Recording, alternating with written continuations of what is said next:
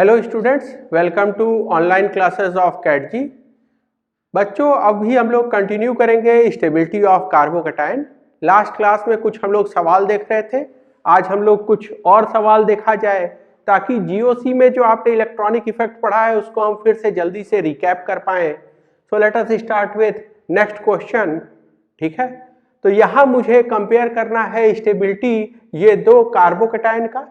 इन दोनों कार्बोकैटायन में आपको दिखाई देगा कि रिंग के साथ अटैच है साइक्लोप्रोपेन, और ये साइक्लोप्रोपेन अगर प्लस चार्ज पैरा पोजीशन पे आ जाए रिंग के, जो कि रेजोनेंस के थ्रू होगा, ठीक है, ये डीलोकलाइज होते हुए प्लस चार्ज जब पैरा पोजीशन पे पहुंचेगा, so this will generate CPM carbocation.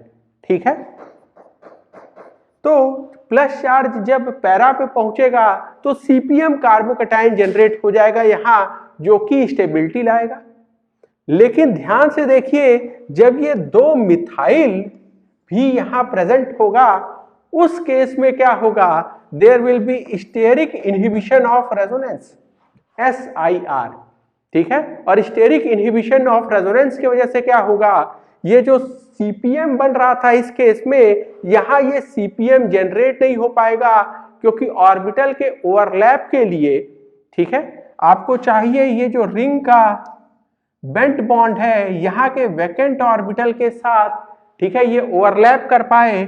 और इस ओवरलैप में ये जो CH3 ग्रुप लगे हैं, ठीक है, ये दोनों स्टेरिक हिंड्रेंस पैदा करेंगे।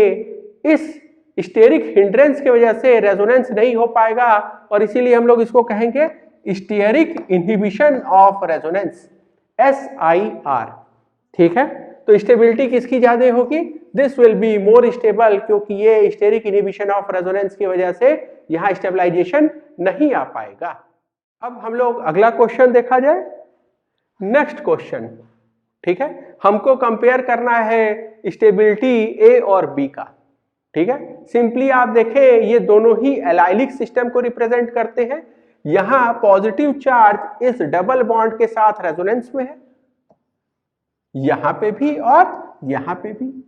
अच्छा, दोनों में अंतर क्या है, दोनों एलाइलिक हैं, तो यहां पे ये 3 डिग्री है, this has more alpha hydrogen, 3 alpha hydrogen यहां, 2 अल्फा हाइड्रोजन यहां, 5 alpha hydrogen, and this has, ये हो गया 2 डिग्री आपका कार्बोकैटायन, और इसीलिए यहां अल्फा हाइड्रोजन कितने हैं, सिर्फ 2।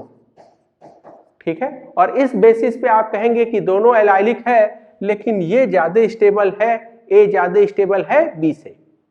अगला केस देखा जाए, यहां हम लोग कंपेयर किया जाए स्टेबिलिटी, फिर से वही केस है, दोनों ही एलाइलिक है, लेकिन यहां इस एलाइलिक के अलावा, यानी इस रेजोनेंस के अलावा आपके पास अल्फा हाइड्रोजन भी है इस side 3, so it has support of 3 alpha hydrogen for hyper conjugation, जो कि यहां अवेलेबल नहीं है, तो ये भी एलाइलिक है और ये भी एलाइलिक है। ठीक है, लेकिन यहां एलाइलिक होने के साथ साथ हाइपर कॉन्जुगेशन के लिए 3 अल्फा हाइड्रोजन एक्स्ट्रा अवेलेबल है, बिल्कुल same case, and again stability order will be A greater than B।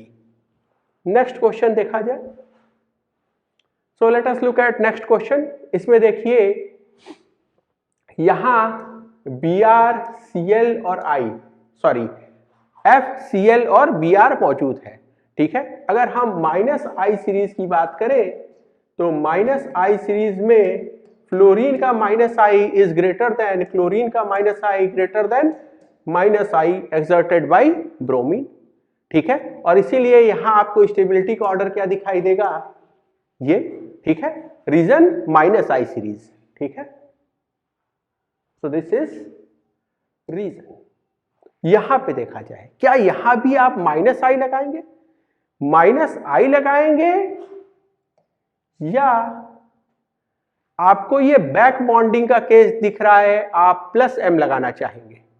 तो जवाब इसका है आप यहां +M सीरीज की बात करेंगे, और +M किसका ज्यादा मजबूत है, फ्लोरीन का क्लोरीन से और क्लोरीन का ब्रोमीन से। +M क्यों ज्यादा मजबूत है, अगेन यहां जो बैक बॉन्डिंग होगा वो 2p of fluorine and 2p of carbon में होगा, यहां 3p of chlorine and 2p of carbon में होगा, और यहां 4p ऑफ ब्रोमीन, ठीक है, और 2p ऑफ कार्बन में होगा। यही वजह है कि प्लस m इफेक्ट फ्लोरीन का ज्यादा होगा और स्टेबिलिटी का ऑर्डर ये हो जाएगा, ठीक है। तो यहां रीजन क्या है, प्लस m सीरीज। ध्यान दीजिएगा यहां बैक बॉन्डिंग पॉसिबल है, p पाई बैक बॉन्डिंग, इसलिए जरूरी है आप प्लस m सीरीज की बात करें, माइनस i सीरीज की बात ना करें, वो एक कमजोर इफेक्ट है, ठीक है। तो यहां आप प्लस m की बात करेंगे। हम ये नहीं कह रहे कि हेलोजन के केस में उसका प्लस m मजबूत होता है उसके माइनस i से, नहीं, हम कह रहे हैं कि ये देखो यहां बैक बॉन्डिंग पॉसिबल है और इसीलिए आप आंसर प्लस m सीरीज के हिसाब से देंगे, ठीक है। तो इस केस में plus m is the dominating factor, ठीक है। यहां पे माइनस i के हिसाब से आंसर नहीं दीजिएगा। अब हम लोग अगला क्वेश्चन देखेंगे। सो नेक्स्ट क्वेश्चन यहां देखिए, ठीक है, ये कार्बोकैटायन कैसे बना होगा। सो ये carbocation is basically CH3 ethane minus H minus, तो यहां से H माइनस हटा लिया गया और आपको ये कार्बोकैटायन मिल गया। ये कार्बोकैटायन कैसे बना होगा, this is CH2 double bond CH2 ethene minus hydride, ठीक है, और ये कैसे बना होगा, तो this is ethyne minus hydride, ठीक है।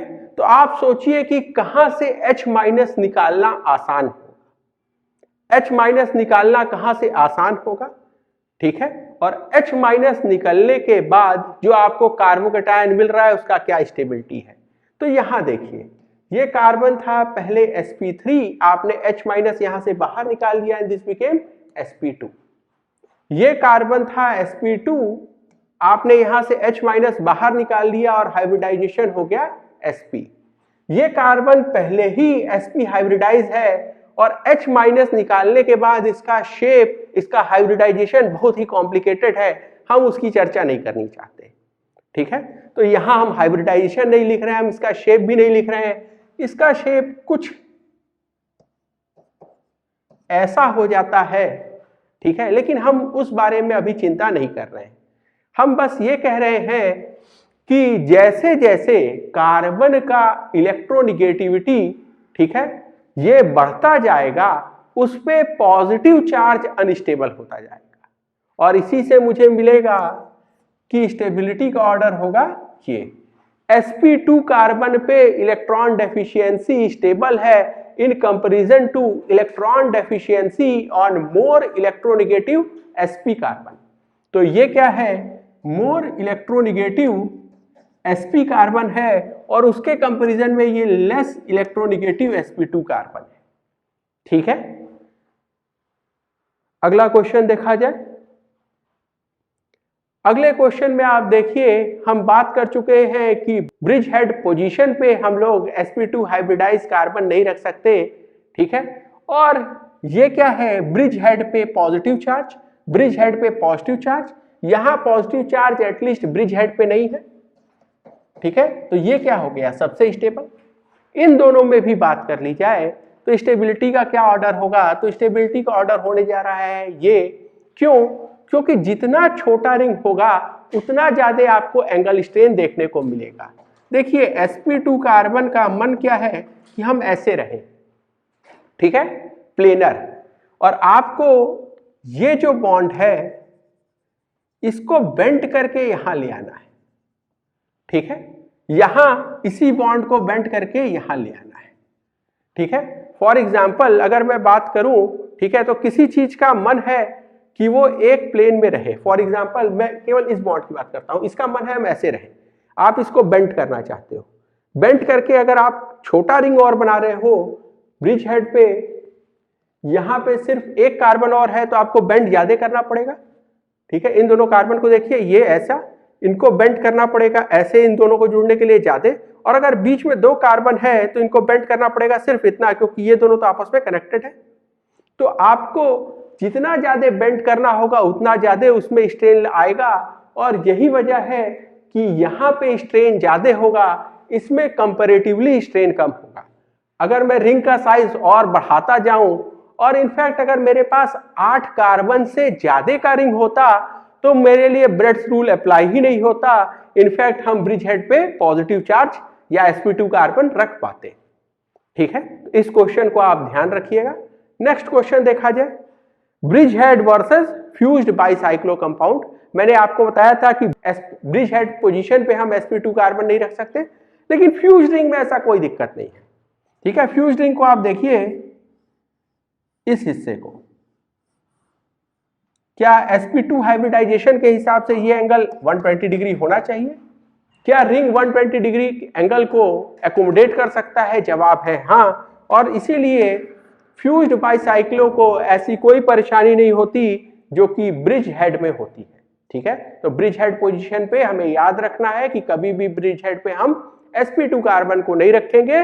This violets Bredt's rule. ठीक है, ब्रेड्स रूल क्या कहता है कि अगर आपके पास 8 कार्बन से कम का रिंग है तो आप कभी भी ब्रिज हेड पोजीशन पे sp2 कार्बन को नहीं रखेंगे, यानी आप न तो कार्बोकैटायन रख सकते हैं वहां, न ही आप डबल बॉन्डेड कार्बन को रख सकते हैं, sp2 कार्बन को नहीं रखना। नेक्स्ट क्वेश्चन देखा जाए। Next question simply asks you कि इन कार्बोकैटायन का आपको स्टेबिलिटी कंपेयर करना है। ठीक है, सब क्या कॉमन है? तो ये देखिए, ये इतना हिस्सा सभी में कॉमन है। क्या डिफरेंट है? तो ये सब्स्टिट्यूएंट डिफरेंट है। यहां कोई सब्स्टिट्यूएंट नहीं है, तो let us call this as reference case. ठीक है, अब सब्स्टिट्यूएंट जैसा लगा होगा उस हिसाब से वो पॉजिटिव चार्ज को स्टेबलाइज या डिस्टेबलाइज करेगा। इलेक्ट्रॉन डोनेटिंग ग्रुप स्टेबिलिटी को बढ़ाएंगे और इलेक्ट्रॉन विड्रॉइंग ग्रुप्स स्टेबिलिटी को घटा देंगे। इलेक्ट्रॉन डोनेटिंग कौन से ग्रुप होते हैं? वो जिनका +m +h या +i इफेक्ट हो। इलेक्ट्रॉन विड्रॉइंग कौन है? जिनका -m -h या -i इफेक्ट हो। ठीक है, ये पॉइंट क्लियर है। देखा जाए यहां CH3 CD3 CT3 ये तीनों के तीनों पैरा पोजीशन पे हैं। पैरा पोजीशन पे हैं यानी ये ग्रुप क्या लगा सकते हैं यहां +H। ठीक है, और +H इफेक्ट प्रोपोर्शनल होता है कि आपका ये बॉन्ड टूट जाएगा, हाइपर कॉन्जुगेशन हो पाएगा या नहीं। और आपको पता है +H का सीरीज जो है उसमें CH3 has more +H than CD3 which has more than CT3, और इसीलिए स्टेबिलिटी का ऑर्डर हो जाएगा ऐसा कुछ।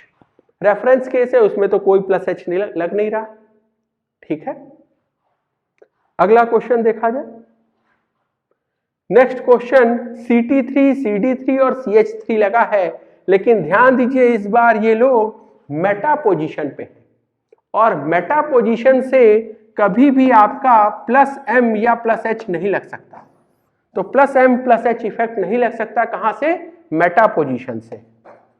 ठीक है, और इसीलिए यहां कौन सा इफेक्ट एप्लीकेबल होगा? यहां एप्लीकेबल होगा सिर्फ +i इफेक्ट।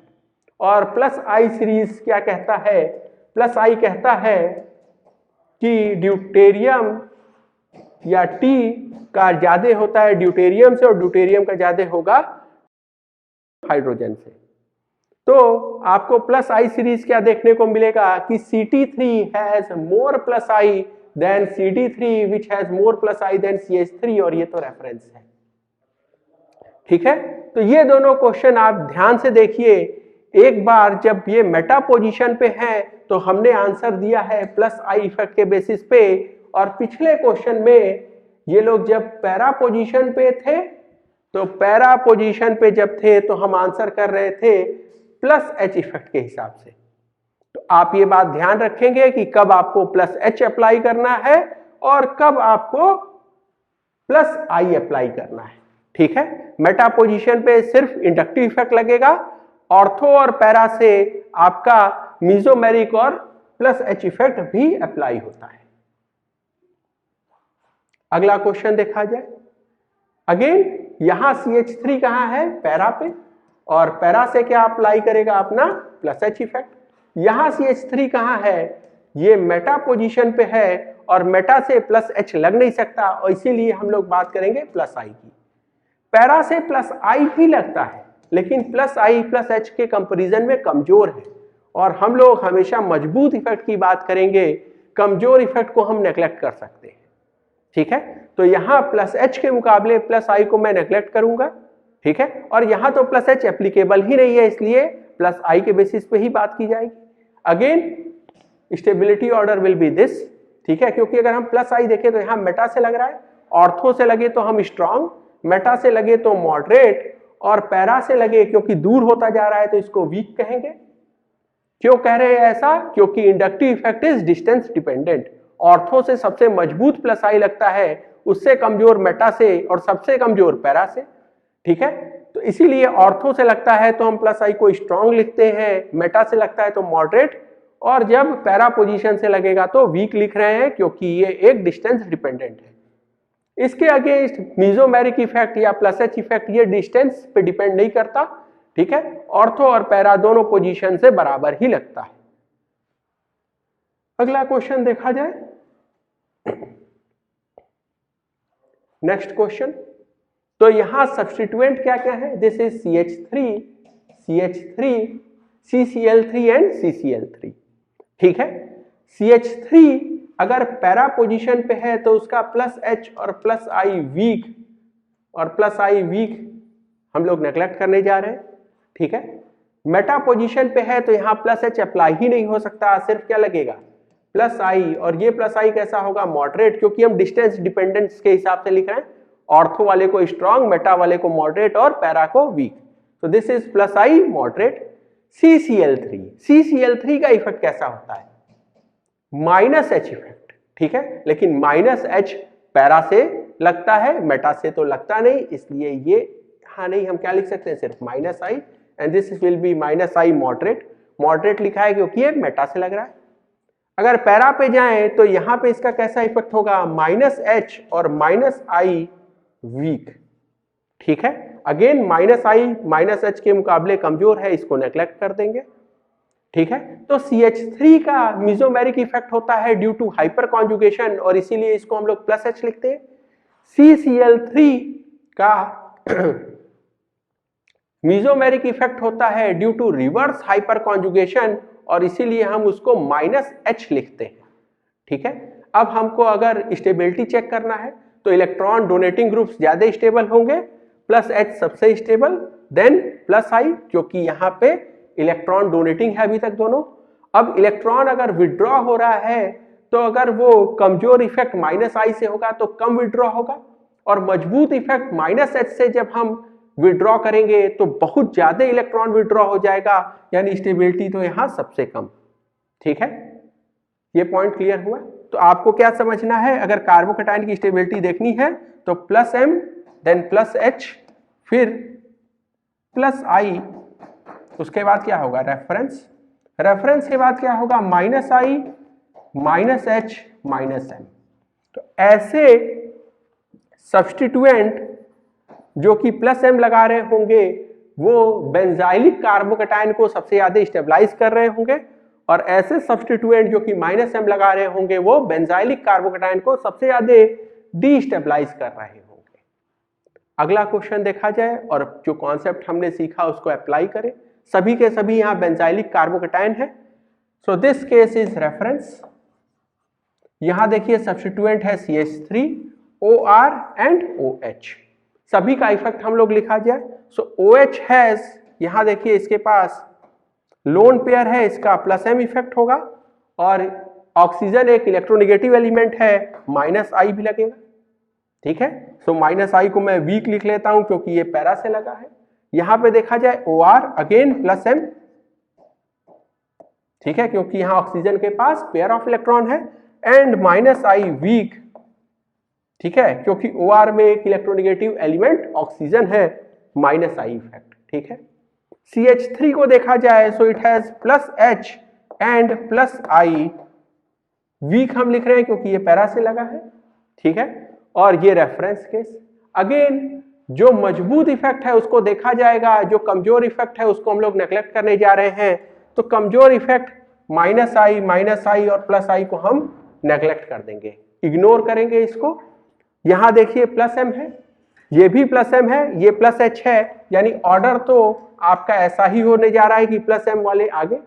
अब प्लस एम में भी बात करें तो ओ एच का ज्यादा है या ओ आर का, this you need to remember कि ओ एच का प्लस एम ओ आर से ज्यादा होता है और इसीलिए ऑर्डर ये हो जाएगा, ठीक है। स्टेबिलिटी का ओ एच वाला सबसे ज्यादा, फिर O R, then C H three and at last reference case. अगला क्वेश्चन देखा जाए हम लोग, फिर से यहां अप्लाई करके देखा जाए। सभी के सभी बेंजाइलिक कार्बोकैटायन है, फ्लोरीन, क्लोरीन, नाइट्रो, लेकिन ये नाइट्रो कहां चला गया, मेटा पे ध्यान दीजिएगा, और यहां नाइट्रो है पैरा पे। तो नाइट्रो अगर पैरा पोजीशन पे है then this will have minus M effect and minus I, और इसके साथ हम लोग लिख लेते हैं वीक क्योंकि ये पैरा से लगा है। मेटा पोजीशन से plus minus M effect apply ही नहीं होता, तो यहां क्या अप्लाई होगा, सिर्फ minus I, and this minus I is moderate क्योंकि ये मेटा से लगा है। सीएल का अगर इफेक्ट हम लोग देखें तो हैलोजेंस के केस में उनका माइनस आई डोमिनेट करता है उनके प्लस एम पे, ठीक है, और सीएल का तो प्लस माइनस एम दोनों हो सकता है, लेकिन यहां रिंग इलेक्ट्रॉन डेफिशिएंट है इसलिए इसका इफेक्ट कैसा होगा, प्लस एम ही होगा, ठीक है। अगेन हम लोग ये जानते हैं कि हैलोजन के केस में मजबूत इफेक्ट कौन है, इंडक्टिव इफेक्ट, ठीक है। कमजोर इफेक्ट कौन है, मीजोमेरिक इफेक्ट। तो नेग्लेक्ट करने की अगर हम बात करें तो यहां माइनस आई नेग्लेक्ट होगा, यहां प्लस एम नेग्लेक्ट होगा, और इससे हमको आंसर बताना रहेगा। लेकिन एक बात ध्यान रखिए, this is the point that you need to remember, fluorine का माइनस आई क्लोरीन से ज्यादा होता है, लेकिन उसका प्लस एम जो है वो भी क्लोरीन के प्लस एम से ज्यादा होता है, ठीक है। अगर मैं कुछ आर्बिट्री वैल्यूज के थ्रू ये बात समझाने की कोशिश अगर आपको करूं तो मैं कहूंगा inductive effect of fluorine, let's say this value is 15 and inductive effect of chlorine is 10। Again ये माइनस है इसलिए मैं माइनस वैल्यू लिख देता हूं। अगला मैं कह रहा हूं कि इनका जो मीजोमेरिक इफेक्ट है, ठीक है, प्लस एम इफेक्ट, वो भी फ्लोरीन का ज्यादा है, सो लेट अस से दिस इज प्लस 10, तो ये वैल्यू हम लिखते हैं +4। यहां नेट कितना विड्रॉ हुआ, यहां नेट विड्रॉ हुआ -5 और यहां नेट विड्रॉ हो गया -6। ये बात ध्यान रखिएगा कि fluorobenzene is electron rich as compare to chlorobenzene, ठीक है। तो this you need to remember. क्या आपको याद रखना है कि फ्लोरोबेंजीन क्लोरोबेंजीन के कंपैरिजन में इलेक्ट्रॉन रिच है। तो अगर ये इलेक्ट्रॉन रिच है ये इतना हिस्सा, तो ये पॉजिटिव चार्ज को ज्यादा स्टेबलाइज करेगा। क्लोरोबेंजीन इलेक्ट्रॉन पुअर है, इलेक्ट्रॉन डेफिशिएंट है, ठीक है, यानी कि ये हिस्सा इस पॉजिटिव चार्ज को कम स्टेबलाइज कर पाएगा, ठीक है। तो ये आपको याद रखना है। इधर देखा जाए नाइट्रो का -I लगा यहां और -M लगा, तो स्टेबिलिटी का ऑर्डर ये होने जा रहा है, क्योंकि नाइट्रो का -I स्ट्रांग होता है। वैल्यू अगर हम लिखने चले तो ये 10, 15 लिख रहे हैं, तो इसको मुझे लिखना चाहिए 25, और जब ये -M लगेगा तो -I के कंपैरिजन में -M काफी स्ट्रांग होता है, इस वैल्यू मुझे लिखना चाहिए -75, ठीक है। ये वैल्यूज मैंने आर्बिट्री लिखी हैं ताकि हमको बात समझाने में आसानी हो, ठीक है। इंपॉर्टेंट पॉइंट सिर्फ इन दोनों को देख के आपको, ठीक है, याद रखना है कि fluorobenzene is electron rich as compare to chlorobenzene. अब नेक्स्ट क्वेश्चन हम लोग देखा जाए। इस क्वेश्चन में देखिए 1, 2, 3। 1 में आपको क्या दिखेगा, अगर आप ध्यान से देखेंगे तो ये 2 इलेक्ट्रॉन, 2 इलेक्ट्रॉन, ये 2 इलेक्ट्रॉन, क्या ये 6 पाई इलेक्ट्रॉन्स के साथ क्या ये एक एरोमेटिक स्पीशीज होने जा रहा है? ठीक है, यहां पे आप देखिए क्या ये पी पाई बैक बॉन्डिंग होगा और बैक बॉन्डिंग के चलते यहां सभी का ऑक्टेट पूरा हो सकता है। और लास्ट केस 3 को देखिए। तो सबसे पहले मैं बात कर लेता हूं 3 की।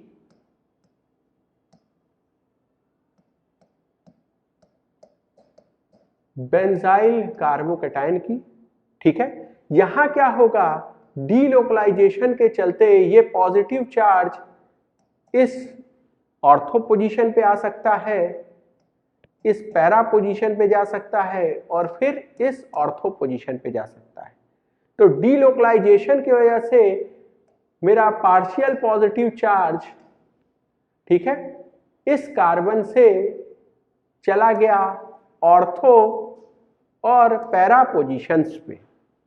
ठीक है, तो ये हो गई बात कि थर्ड जो है दिस इज रेजोनेंस स्टेबलाइज्ड, और रेजोनेंस स्टेबलाइज्ड में भी ओवर वन रिंग। ठीक है, अब हम लोग बात करा जाए ये सेकंड का। तो यहां पे देखिए इसका रेजोनेटिंग स्ट्रक्चर जब आप बनाएंगे तो दिस इज बैक बॉन्डिंग। यहां ऑक्सीजन पे प्लस चार्ज भले दिख रहा है आपको, लेकिन ऑक्सीजन का ऑक्टेट कंप्लीट है। ठीक है, ऑक्सीजन पे देखिए 1 2 3 4 5 6 7 और 8। ठीक है, तो इसका ऑक्सीजन का ऑक्टेट कंप्लीट है। यही वजह है कि बैक बॉन्डिंग सबसे मजबूत तरह का रेजोनेंस होता है, क्योंकि यहां पे ऑक्टेट पूरा है। जबकि यहां रेजोनेटिंग स्ट्रक्चर भले ही ज्यादा हो, लेकिन कोई ना कोई कार्बन जरूर ऐसा होगा जिसपे पॉजिटिव चार्ज होगा, 6 इलेक्ट्रॉन होंगे, उसका ऑक्टेट पूरा नहीं होगा। तो यहां इररेस्पेक्टिव ऑफ की ज्यादा आपको, ठीक है, रेजोनेटिंग स्ट्रक्चर मिला, लेकिन कभी भी ऑक्टेट कंप्लीट नहीं हो पाएगा। तो रेजोनेंस स्टेबलाइज्ड, बट इसमें कमी क्या है कि यहां हमेशा इनकम्प्लीट ऑक्टेट होगा, जबकि यहां बैक बॉन्डिंग में you will have complete octet. और यही वजह है कि बैक बॉन्डिंग से मुझे बहुत ज्यादा स्टेबिलिटी मिलती है। So 2 will be more stable as compare to 3। अब मैं बात करूं 1 की। तो 1 में देखिए इसका अगर मैं रेजोनेटिंग स्ट्रक्चर बना दूं तो क्या मैं इसे ऐसे बना सकता हूं, प्लस चार्ज यहां। तो यहां भी देखिए ये बैक बॉन्डिंग तो है ही है, साथ ही साथ बैक बॉन्डिंग होने के बाद ये एरोमेटिक भी है। सो दिस इज एरोमेटिक, और यहां भी बैक बॉन्डिंग है। ठीक है, इसका आप रेजोनेटिंग स्ट्रक्चर ऐसा बना सकते हैं, ऑक्सीजन पे प्लस आ गया, तो ये एरोमेटिक भी है। यही वजह है कि 1 की स्टेबिलिटी सबसे ज्यादा है, फिर 2 और फिर 3। ठीक है, अगला क्वेश्चन अब हम लोग देखा जाए। सो नेक्स्ट क्वेश्चन, यहां देखिए हम कंपेयर करने जा रहे हैं एक ऐसा कार्बोकैटायन जिसके साथ रेजोनेंस स्टेबलाइजेशन पॉसिबल है ओवर 3 रिंग। तो this has resonance over 3 ring. ठीक है, यहां पे रेजोनेंस ओवर 2 रिंग। ठीक है, और इसी वजह से 1 की स्टेबिलिटी 2 से ज्यादा होगी। आगे बात किया जाए 3 को देखिए, यहां एक रिंग पे तो रेजोनेंस है और यहां से आपको 3 अल्फा हाइड्रोजन भी दिख रहे हैं। तो यहां क्या है, 1 रिंग प्लस 3 अल्फा हाइड्रोजन। ठीक है, और स्टेबिलिटी का ऑर्डर क्या होगा, 2 ग्रेटर देन 3। 3 का अगर हम 4 से स्टेबिलिटी देखें तो ये बेंजाइलिक सिस्टम है, इसके कंपैरिजन में ये एक एलाइलिक सिस्टम है। ठीक है, तो ये एलाइलिक सिस्टम है और यहां भी आपको हाइपर कॉन्जुगेशन के लिए 3 अल्फा हाइड्रोजन अवेलेबल है। ठीक है, तो इनफैक्ट ये क्वेश्चन नहीं है, ये पूरा का पूरा जितना कार्बोकैटायन अभी तक हमने पार्ट्स में पढ़ा उनको सबको एक साथ क्लब करके एक सीरीज बनाने की मैंने कोशिश की है।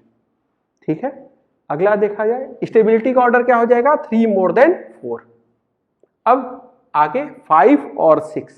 याद करिए यहाँ पे 3 × 3 9 अल्फा हाइड्रोजन, और यहाँ क्या था, एक रिंग रेजोनेंस का, एक रिंग पे यहाँ रेजोनेंस है, और मैंने बताया था कि 9 अल्फा हाइड्रोजन मिलके एक रिंग के रेजोनेंस को हरा सकते हैं, and this you need to remember. ठीक है, ये बहुत इंपॉर्टेंट है, आपको ध्यान रखना है। ठीक है, अगला ये एक रिंग और एलाइलिक में फिर से बात होगी, तो एक रिंग का रेजोनेंस ये एलाइलिक को बीट कर देगा। ध्यान दीजिएगा, इसके पहले जो मैंने 4th लिखा था उसमें एलाइलिक के साथ साथ 3 अल्फा हाइड्रोजन भी थे हाइपर कॉन्जुगेशन के लिए।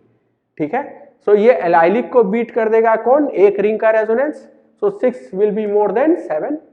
अब 7 और 8 में कंपैरिजन देखा जाए तो एलाइलिक सिस्टम कहीं ज्यादा स्टेबल है जब मेरे पास सिर्फ 6 अल्फा हाइड्रोजन हो हाइपर कॉन्जुगेशन के लिए। अब नेक्स्ट 6 अल्फा हाइड्रोजन और यहाँ क्या है 3 alpha hydrogen, so 8 will be more stable then 9। 9 के बाद 10 देखा जाए, 10 में तो कोई भी स्टेबिलिटी का कारण नहीं है। ठीक है, ना इंडक्टिव इफेक्ट ना हाइपर कॉन्जुगेशन, ठीक है, कुछ भी नहीं।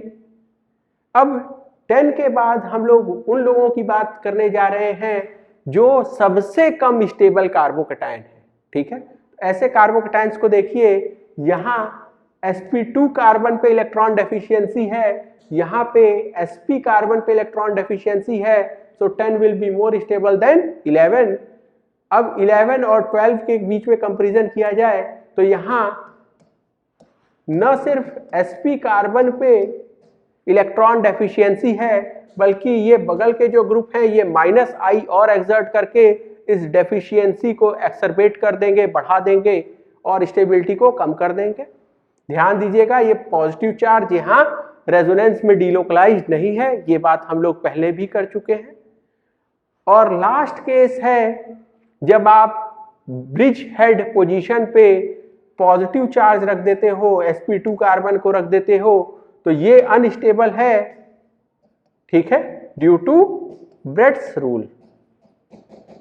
ठीक है, तो ब्रेड्स रूल कहता है कि अगर आपका रिंग 8 कार्बन से कम का है तो उसमें आप ब्रिज हेड पोजीशन पे sp2 कार्बन को नहीं रखेंगे, वो बहुत अनस्टेबल है। ठीक है, तो आपने देखा ये स्टेबिलिटी का जनरल ऑर्डर।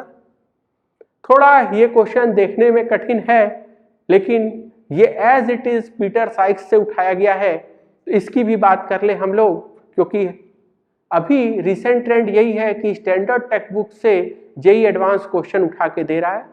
ठीक है, तो इसकी बात कर ली जाए।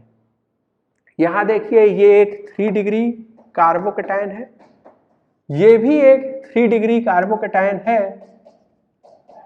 लेकिन परेशानी क्या है, यहां देखिए ये ब्रिज हेड पोजीशन पे आपने sp2 कार्बन को रख दिया। ठीक है, ब्रिज हेड पोजीशन पे आपने sp2 कार्बन को रख दिया। देखिए ये बना कैसे होगा, ये टर्शरी ब्यूटाइल ब्रोमाइड और इसका हेट्रोलिसिस हुआ होगा।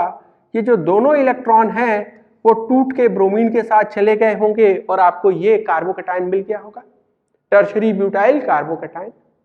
यहां पे देखिए इस मॉलिक्यूल का नाम है 1-ब्रोमोट्रिप्टिसिन। ठीक है, यहां पे भी ये कार्बन ब्रोमीन के बीच का बॉन्ड का हेट्रोलिसिस होगा, दोनों इलेक्ट्रॉन चले गए ब्रोमीन के साथ और इसीलिए यहाँ प्लस चार्ज आ गया। लेकिन यहाँ जो प्लस चार्ज जनरेट हुआ है वो ब्रिज हेड पोजीशन पे है। ठीक है, ब्रिज हेड पोजीशन पे है, इसीलिए ये ब्रेड्स रूल के अकॉर्डिंग अनस्टेबल है। ठीक है, ध्यान दीजिएगा, आपको लग सकता है कि ये पॉजिटिव चार्ज क्या इस रिंग पे डीलोकलाइज हो पाएगा? जवाब है नहीं। ये देखिए, ये जो 6 साइड का ये छोटा रिंग है, ठीक है, ये इतना हिस्सा, तो ये इतना हिस्सा जो है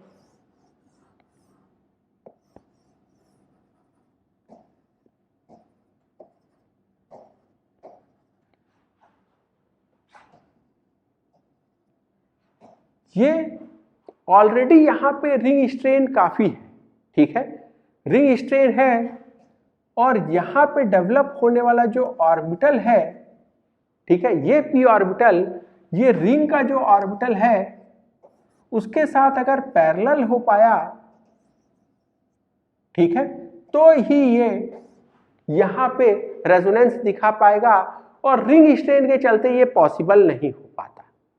यही वजह है कि अगर आप इन दोनों का, ठीक है, कंपेयर करेंगे सॉल्वोलिसिस, सॉल्वोलिसिस एक प्रोसेस जिसमें ये कार्बोकैटायन जनरेट होता है, तो इसका रेट बहुत ज्यादा आएगा इसके कंपैरिजन में। It is of the order 10 to the power 15 और 10 टू द पावर 17, ठीक है, इतना टाइम्स इसका ज्यादा है, और इसीलिए स्टेबिलिटी का भी ऑर्डर होगा 1 will be much more stable then 2, ठीक है। आगे चला जाए, हमने सारा स्टेबिलिटी देख लिया। अब हम लोग बात करने जा रहे हैं कुछ नॉन क्लासिकल कैटायन की। हम बात कर रहे हैं अभी नॉन क्लासिकल कैटायन की। ये पॉजिटिव चार्ज जब पे होगा तो उसी को कार्बोकैटायन भी कहेंगे। तो नॉन क्लासिकल कार्बोकैटायन हम लोग इसके बाद पढ़ेंगे। अभी हम लोग देखते हैं कुछ नॉन क्लासिकल कैटायन जो कि हम आगे पढ़ने वाले हैं अपने सिलेबस में। उसमें पहला है साइक्लिक आयन, ठीक है। अब देखिए पहला चीज ये साइक्लिक क्यों है, क्योंकि आपको ये साइकिल दिखाई देगा यहां, ठीक है, ब्रोमीन और उस पे पॉजिटिव चार्ज, इसीलिए नाम है ब्रोमीनियम, ठीक है, ब्रोमीन पे पॉजिटिव चार्ज और इसीलिए नाम है ब्रोमीनियम। नेक्स्ट साइक्लिक मर्क्यूरिनियम आयन, यहां मरकरी पे पॉजिटिव चार्ज है। ये कहां जनरेट होता है, तो आगे हम लोग एक रिएक्शन पढ़ेंगे, ऑक्सीमर्क्यूरेशन डीमर्क्यूरेशन, ठीक है, ऑफ एल्कीन, वहां ये जनरेट होगा। ये कहां जनरेट होगा, तो ये जनरेट होगा जब हम लोग एल्कीन में Br2 का एडिशन पढ़ेंगे, इलेक्ट्रोफिलिक एडिशन, वहां पे। अभी ये शब्द आपको, ठीक है, अजीब से साउंड करेंगे, ठीक है, लेकिन जैसे जैसे सिलेबस बढ़ेगा आप इन सारे टर्म से फेमिलियर होते जाओगे। यहां पे हम बस आपको एक बार दिखा देना चाहते हैं कि हाँ देखो ये भी है साइक्लिक कुछ, ठीक है, आपके पास नॉन क्लासिकल कैटायन। अगला है प्रोटोनेटेड इपॉक्साइड। इपॉक्साइड आप जानते हो, और इपॉक्साइड में ये ऑक्सीजन के लोन पेयर पे अगर H+ ने हमला कर दिया, so this becomes protonated epoxide, ठीक है। तो हम लोग जब इपॉक्साइड रिंग ओपनिंग पढ़ेंगे इन एसिडिक मीडियम, वहां हम लोग पढ़ेंगे, कहां पढ़ेंगे, ये इपॉक्साइड का रिंग ओपनिंग, किसमें, एसिडिक मीडियम में, ठीक है, तब हम लोग इसको डिटेल में देखा जाएगा। नेक्स्ट है साइक्लिक सल्फोनियम या सल्फेनियम आयन। ये हमको कहां दिखाई देगा, जब हम लोग नेबरिंग ग्रुप पार्टिसिपेशन पढ़ेंगे तो वहां मुझे, ठीक है, ये कैटायन दिखाई देगा जिसमें सल्फर पे प्लस चार्ज है, सल्फर पे प्लस चार्ज, इसीलिए इसका नाम है सल्फोनियम। IUM इंडिकेट्स पॉजिटिव चार्ज, और ये पॉजिटिव चार्ज कहां है, सल्फर एटम पे। अब हम लोग बात करने जा रहे हैं कुछ नॉन क्लासिकल कार्बोकैटायन का। नॉन क्लासिकल कार्बोकैटायन का डिटेल्ड स्टडी जो है वो IIT JEE सिलेबस के बहुत बाहर की चीज है, ठीक है, तो ये काफी एडवांस चीज है, इसमें हम लोग डिटेल में नहीं जाएंगे, ठीक है, हम बस आपको यहाँ कुछ नॉन क्लासिकल कार्बोकैटायंस का नाम बता के ये बंद कर देंगे। अगर आप कोई अच्छी बुक खुद से पढ़ेंगे, ठीक है, या खुद से सॉल्व करेंगे, तो ऐसे कुछ नॉन क्लासिकल कार्बोकैटायंस से वहां आप मिल पाएंगे, ठीक है। अगेन जेई के सिलेबस के लिए ये रिक्वायर्ड नहीं है, हमें रिक्वायर्ड था CPM, और वो मैंने ऑलरेडी आपको पढ़ा दिया। कुछ और नॉन क्लासिकल कार्बोकैटायंस को देखा जाए, जैसे 2-नॉरबोर्नाइल कार्बोकैटायन। यहां पे क्या हो रहा है, देखो इस कार्बन पे प्लस चार्ज है, इस कार्बन पे प्लस चार्ज है, और इसलिए क्या हो रहा है कि ये वाला जो बॉन्ड है ये ब्रेक हो रहा है, दिस बॉन्ड इज ब्रेकिंग, और ये जो बॉन्ड है यहां से ये फॉर्म हो रहा है, तो ये बॉन्ड ब्रेक हो रहा है और ये वाला फॉर्म हो रहा है, और यहां पे बॉन्ड ब्रेक हुआ, ठीक है, बॉन्ड ब्रेक हुआ तो बेसिकली हम कह रहे हैं कि ये इलेक्ट्रॉन शिफ्ट होके इधर आ गया, तो यहां जो 2 इलेक्ट्रॉन्स थे वो बेसिकली शिफ्ट होके यहाँ चले आए और आपको ये मिल गया। ठीक है, अब इसको यहाँ से आगे देखिए तो फिर से क्या दिखेगा आपको, फिर से ये वाला जो बॉन्ड है ये ब्रेक हो रहा होगा और ये वाला जो बॉन्ड है फिर से फॉर्म हो रहा है। ठीक है, बेसिकली आपको दिखाई देगा कि ये पेयर ऑफ इलेक्ट्रॉन शिफ्ट हो रहा है यहाँ पे और इसीलिए पॉजिटिव चार्ज कहाँ जा रहा है, इस कार्बन पे। ठीक है, अगेन अगर आपको ये समझ में आ गया तो अच्छी बात है, नहीं आया तो कोई परेशानी की बात नहीं है। इसको देखिए, यहां आपको दिखाई देगा ये जो पॉजिटिव चार्ज यहां पे था, ये जो साइक्लोप्रोपेन की रिंग है, इस रिंग के साथ, ठीक है, इसका इंटरेक्शन हो रहा है और इसीलिए यहां पे भी कुछ बॉन्ड बन रहा है, कुछ बॉन्ड टूट रहा है। अगेन ये सारे के सारे नॉन क्लासिकल कार्बोकैटायन में होता क्या है, it represent 3 centre 2 electron bond, मतलब 3 सेंटर के बीच में 2 ही इलेक्ट्रॉन है। देखिए अगर 2 सेंटर के बीच में 2 इलेक्ट्रॉन है तो बॉन्ड बनता है। यहां पे क्या है, सेंटर तो हो गया आपके पास 3 और इलेक्ट्रॉन है सिर्फ 2 ही, तो कभी ये 2 इलेक्ट्रॉन इनके बीच बॉन्ड बनाएंगे, कभी इन दोनों के बीच में और कभी इन दोनों के बीच में। ठीक है, और यही सेंस है आपका नॉन क्लासिकल कार्बोकैटायन का। लास्ट केस जो है वो है फिनोनियम आयन का। फिनोनियम आयन में क्या है कि यहां रिंग के एडजेसेंट कार्बन पे पॉजिटिव चार्ज है। ठीक है, और यहां क्या होगा, ये जो पाई बॉन्ड आपको दिख रहा है बेंजीन रिंग के अंदर, ये पाई बॉन्ड टूट जाएगा। ये पाई बॉन्ड आपने तोड़ दिया, ठीक है, और यहां लिख दिया माइनस, यहां लिख दिया प्लस, और ये माइनस प्लस के बीच में बॉन्ड बना दिया। ठीक है, ऐसा कुछ। और अब ये जो पॉजिटिव चार्ज है ये रेजोनेंस से डीलोकलाइज हो जाएगा रिंग के अंदर। पॉजिटिव यहां आपको डेल्टा पॉजिटिव दिखेगा और यहां दिखेगा। तो अगर मैं रेजोनेंस हाइब्रिड बनाऊं तो मुझे ऐसा कुछ दिखाई देगा और साथ ही साथ ये बॉन्ड पार्शियल बना हुआ भी दिखाई देगा। ठीक है, so this is case of phenonium ion. ये कुछ और नॉन क्लासिकल कार्बोकैटायन है, हम इनकी डिटेल में नहीं जाएंगे। अगर आप खुद किसी बुक को पढ़ते हुए या सॉल्व करते हुए इनको एनकाउंटर करें तो फिर हम लोग, ठीक है, इसको देखा जाएगा, आगे इस पे डिस्कशन किया जाएगा। With this we end today's lecture. Thank you.